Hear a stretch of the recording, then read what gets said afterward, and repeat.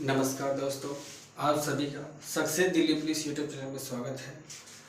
आज हम पढ़ने जा रहे हैं भारत का भूगोल, जो कि भारत का संपूर्ण सामान्य परिचय उसके बारे में हम अध्ययन करेंगे। तो देखो, भारत का भूगोल स्टार्ट करने से पहले हम ये जान लेंगे कि भारत का नाम भारत कैसे पड़ा, इसको प्राचीन में किस नाम से जाना जाता था और के अन्य किसी इसके कितने नाम है, तो उसके बारे में बात कर लेते हैं। देखो, भारत के बारे में बात कर लेते हैं। तो भारत का जो नामकरण है, भारत का नामकरण, देखो, भारत को बारे में बात करेंगे तो इसको जो पुराणों में, किसमें, पुराणों में, इसको पुराणों में जम्बूरी कहा था। क्या कहा गया इसे पुराणों में? जम्बूरी। इसे पुराणों में जम्बूरी कहा जाता था। भारत को पुराणों में जम्बूरी कहा जाता था। अब देखो, इसको प्राचीन नाम के बारे में बात कर लेते हैं। इसका जो प्राचीन नाम है वो क्या था? तो इसका प्राचीन नाम है आर्यव्रत। क्या था इसका प्राचीन नाम? आर्यव्रत। इसके बारे में आगे बात करते हैं कि इसका जो नाम भारत किस प्रकार से पड़ा। तो इसका नाम भरत के नाम पर इसका नाम भारत पड़ा था। भरत के नाम पर इसका नाम भारत पड़ा था। अब हम बात कर लेते हैं कि इसके बारे में कि इसको इंडिया किसने कहा? तो हिंदू यूनानियों ने इसे इंडिया कहा था। इसे इंडिया किसने कहा था? हिंदू यूनानियों ने। अब हम बात कर लेते हैं आगे कि इसको हिंदुस्तान किसने कहा था? तो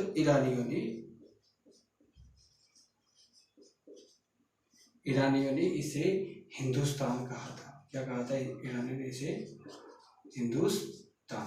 देखो, भारत के नामकरण के बारे में हमने बात की है कि भारत का नामकरण कैसे कैसे हुआ। तो देखो, भारत को सबसे पुराणों में जम्बूरी कहा जाता था। भारत का जो प्राचीन नाम है आर्यवर्त है।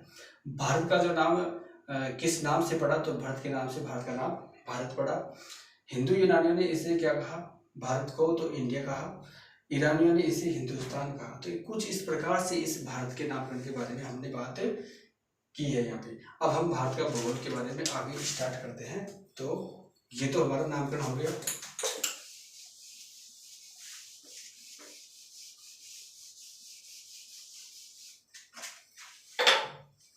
अब देखो, भारत के भूगोल के बारे में बात कर लेते हैं। तो सबसे पहले भारत का मानचित्र,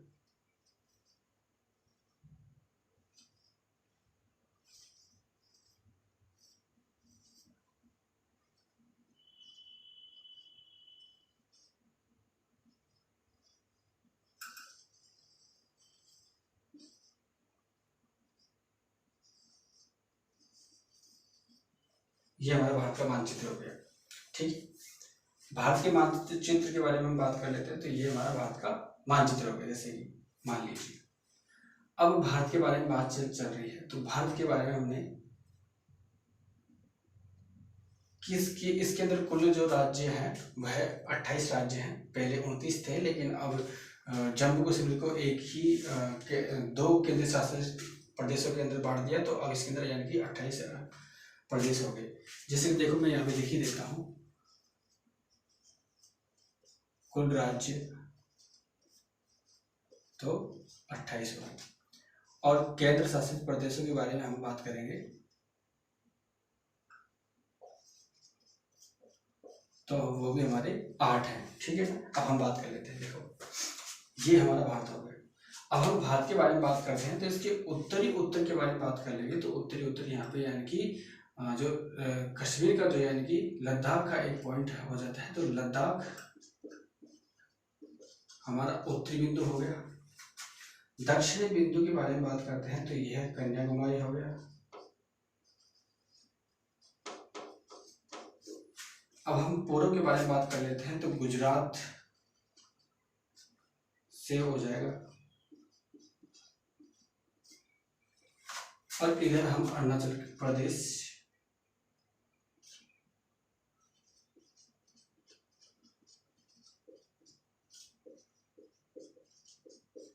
प्रदेश। देखो अरुणाचल प्रदेश पूर्व के अंदर हो गया, पश्चिम के अंदर गुजरात हो गया, उत्तर में लद्दाख हो गया और दक्षिण में कन्याकुमारी हो गया।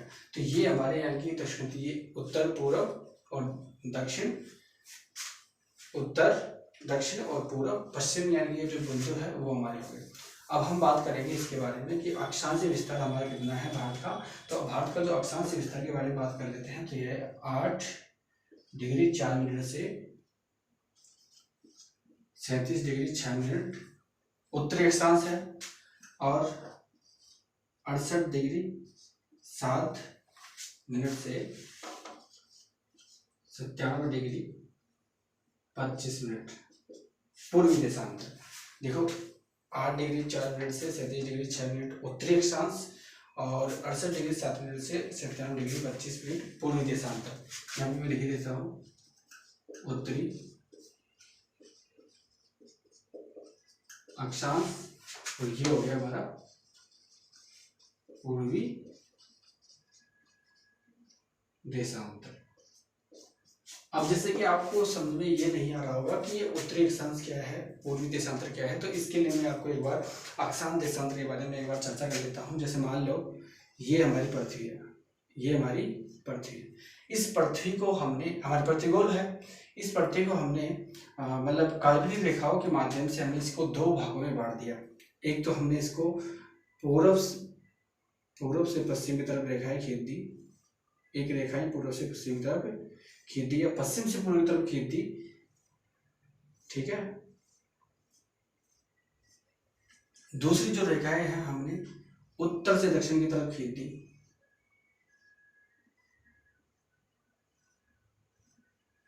तो इस पृथ्वी के ऊपर हमने काल्पनिक रेखाएं खींची है, मतलब अगर आप देखोगे तो दिखेगी नहीं, लेकिन कल्पना के तौर पर हमने खींची है।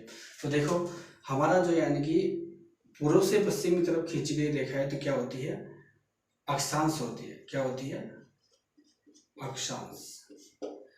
पूर्व से पश्चिम की तरफ खींची गई रेखाएं क्या होती है, काल्पनिक रेखाएं अक्षांश होती है। और देखो उत्तर से दक्षिण की तरफ खींची गई रेखाएं क्या होती है, देशांतर। क्या होती है, देशांतर रेखाएं होती है। अक्षांश क्या होंगे, पूर्व से पश्चिम की तरफ खींची गई काल्पनिक रेखाएं, और देशांतर क्या होंगे, उत्तर से दक्षिण की तरफ खींची गई काल्पनिक रेखाएं। अब देखो हम बात कर लेते हैं कि हमारे भारत के बारे में। तो जो हमारा भारत जो ये मैप है, ये मैप यहाँ पे है कुछ इस प्रकार से, यहाँ पे ये जो बिंदु है, अब यहाँ पे हमारा भारत है। अब देखो अक्षांश देशांतर हो गया या अक्षांश हो गया। अब देखो अक्षांश भी पृथ्वी को 2 बराबर भागों में बांटती है। तो ये तो हो गया क्या, 0 डिग्री रेखा, 0 डिग्री रेखा। अब इधर से भी देशांतर पृथ्वी को 2 बराबर भागों में बांटता है, तो ये देखो ये भी 0 डिग्री रेखा हो गया। अब देखो ये जो गोला हो गया, आधा तो नीचे आधा ऊपर, तो नीचे वाले भाग को हम दक्षिणी गोलार्ध कहेंगे, ऊपर वाले भाग को हम उत्तरी गोलार्ध कहेंगे। और इधर से अब देखो देशांतर 2 बराबर भागों में बांटता है, एक तो ये वाला हिस्सा, एक ये वाला हिस्सा। तो इस वाले हिस्से को हम कहेंगे पूर्वी देशांतर, इसको कहेंगे हम पश्चिमी देशांतर। तो देखो अब जो ये वाला जो भाग है, ये वाला मतलब इसका जो चौथा हिस्सा है, देखो ये उत्तरी गोलार्ध के अंदर है, उत्तरी गोलार्ध के अंदर है, और जो उत्तरी अक्षांश के अंदर है, और जो देशांतर है ये पूर्वी देशांतर के अंदर है।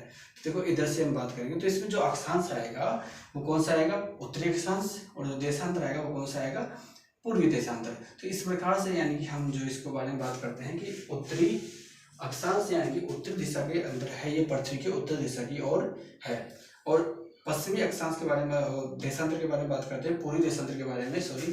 तो देखो पूर्वी देशांतर क्यों बोलते हैं हम इसको, क्योंकि यह पृथ्वी के पूर्व की ओर है, पूर्वी देशांतर के अंदर है। तो इस प्रकार से हम इसको उत्तरी अक्षांश और पूर्वी देशांतर के हिसाब से जानते हैं।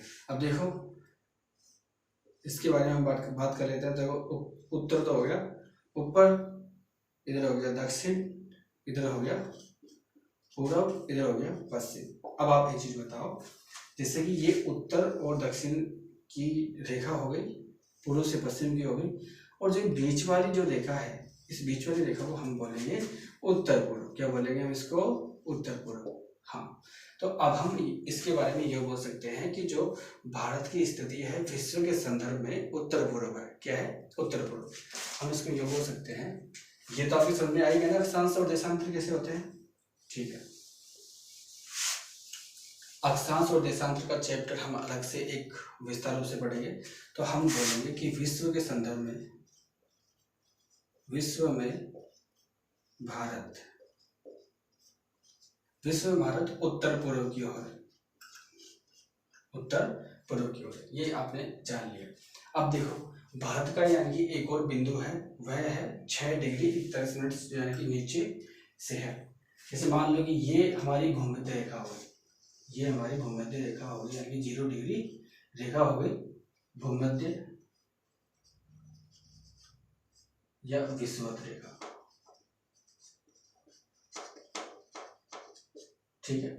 अब भूमध्य रेखा और विषुवत रेखा या फिर 0 डिग्री रेखा हम इसे बोल सकते हैं। तो इससे यानी कि 876 किलोमीटर दूर ये भारत की ये जो सीमा है ये कितनी है, 876 किलोमीटर दूर विषुवत रेखा से भारत की सीमा है।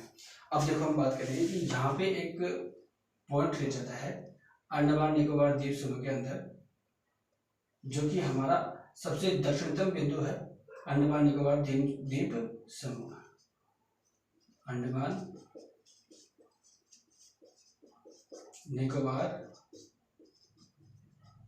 द्वीप समूह, जो कि यहाँ का जो हमें अक्षांश मिलता है वह मिलता है 6 डिग्री 41 मिनट का, 6 डिग्री 41 या फिर 25, कुछ भी हम इसे बोल सकते हैं। तो यानी कि 6 डिग्री और कुछ अक्षांश है यानी कि 41 ऐसा आप मान सकते हैं। तो यह जो हमारा यानी कि दक्षिणतम बिंदु हो गया, कौन सा, अंडमान निकोबार द्वीप समूह का, जो यानी कि यह दक्षिणतम बिंदु है। तो यह 6 डिग्री 4 मिनट से या 6 डिग्री 25 मिनट से हमारा आ जाएगा ऊपर। तो यानी ये जो दक्षिणतम बिंदु हो गया। अगर बात करेंगे हम यानी कि स्तरीय यानी कि दक्षिण बिंदु कौन सा है, तो यह वह है कन्याकुमारी, जो यानी कि 8 डिग्री 4 मिनट से 37 डिग्री 6 मिनट तक उत्तरी अक्षांश के अंदर यानी कि भारत है। अब ये तो हमने बात कर ली भारत के अक्षांश और देशांश की। अब हम बात कर लेते हैं भारत के जो पड़ोसी देश है उनके बारे में। सबसे पहले हम भारत के पड़ोसी देश के बारे में बात करते हैं। तो यहाँ पे है पाकिस्तान।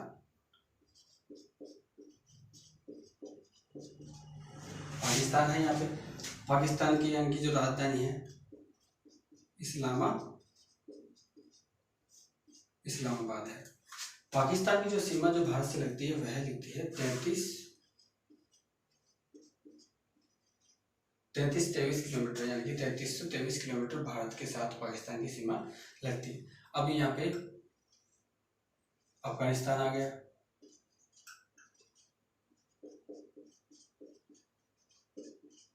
अफगानिस्तान की जो सीमा जो भारत से लगती है वह लगती है 106 किलोमीटर, कितनी लगती है 106 किलोमीटर। उसके बाद इधर से आ जाओ, देखो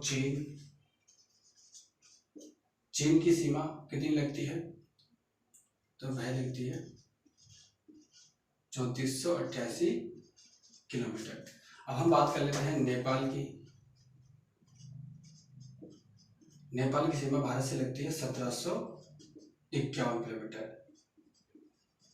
अब हम बात कर लेते हैं भूटान की। भूटान की सीमा लगती है 699 किलोमीटर। अब यहाँ पे देखो आ जाता है हमारा म्यांमार। म्यांमार की लगती है 1643 किलोमीटर। अब जो ये हमारा बचा कौन सा, बांग्लादेश।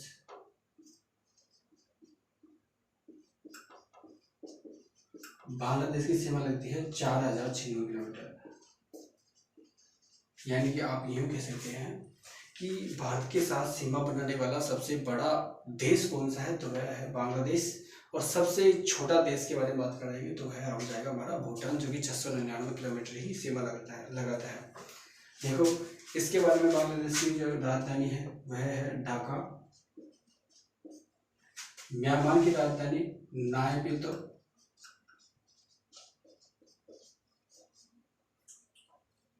भूटान की राजधानी के बारे में बात करते हैं तो यह ढाका हो गई इधर से, और इधर से भूटान की राजधानी के बारे में बात करेंगे तो यह हो जाएगी हमारी इनको जो रहता है। अब देखो ये हो गया हमारा। अगर हम उत्तर से दक्षिण के बारे में बात करते हैं कि भारत की उत्तर से दक्षिण की जो लंबाई है वह है 2933 किलोमीटर। कितनी? 2933 किलोमीटर। अगर भारत की पूर्व से पश्चिम की लंबाई के बारे में बात करते हैं तो यह है 32 से 14 किलोमीटर। यानी कि भारत की पूर्व से पश्चिम की लंबाई 32 से 14 किलोमीटर है और उत्तर से दक्षिण की लंबाई 2933 किलोमीटर है। इस प्रकार से यानी कि जो भारत है वो, अब देखो यहाँ पे एक श्रीलंका भी है जो कि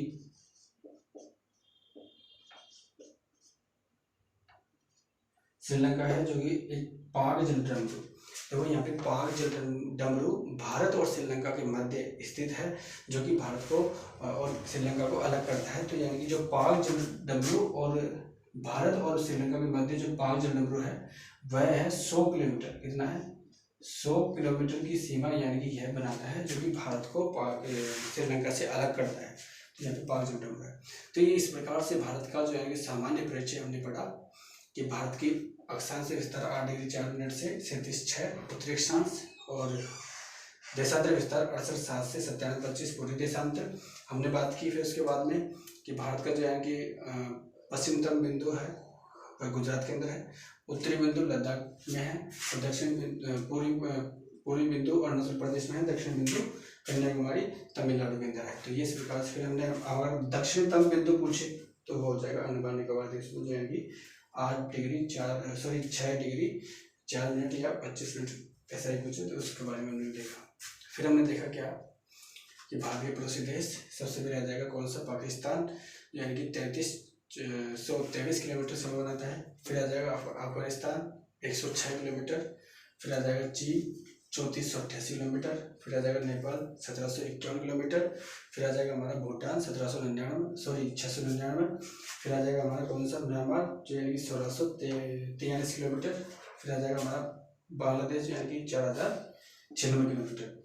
जी इस प्रकार से यानी कि हमने देखा कि फिर हमने लास्ट में नीचे से देखा कि भूमध्य रेखा से भारत ऊपर की ओर कितना किलोमीटर है? 876 किलोमीटर। और श्रीलंका और भारत के मध्य 100 किलोमीटर की रेखा जलडमरू है। तो यानी कि ये इससे भारत को अलग करती है। इस प्रकार से यानी कि हमने इसको पढ़ा। अब हम बात कर लेते हैं भारत का क्षेत्रफल। तो भारत का क्षेत्रफल 32,87,263 किलोमीटर है। इसकी जो स्थलीय सीमा वह 15,200 किलोमीटर। और इसके बारे में और हम बात कर लेते हैं भारत के भूगोल के बारे में। तो ये चीजें हो गई और इसके बारे में बात करेंगे।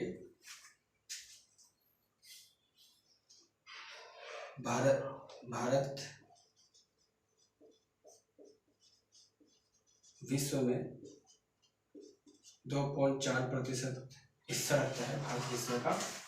और जनसंख्या के बारे में बात कर लेते हैं। तो जनसंख्या 17%, पूरे विश्व की 17% यहाँ में जनसंख्या निवास करती है। क्षेत्रफल के आधार पर बारे में बात करेंगे। क्षेत्रफल में भारत विश्व का 7वां बड़ा देश है। अब तो खैर यानी कि मतलब यानी कि एक ट्रिकी भी है। हम बात करेंगे जनसंख्या के आधार पर। जनसंख्या में भारत विश्व का 2वां बड़ा देश है। देखो ये 2011 की जनगणना के अनुसार तक है। अगर अभी जो जनगणना आ जाती 2021 के अंदर, तो यानी कि शायद भारत चीन से भी आगे निकल चुका होगा, क्योंकि सबसे ज़्यादा जनसंख्या चीन की है। लेकिन अब जो जनगणना आएगी उसके अंदर यानी कि भारत चीन से भी आगे निकल गया होगा। तो ये हमारा भारत का यानी कि सामान्य परिचय है, उसके बारे में मैंने आपको बताया। तो आशा करता हूँ कि आपको अच्छा लगा होगा। अच्छा लगा है तो वीडियो को लाइक करो और इसे शेयर करो। धन्यवाद।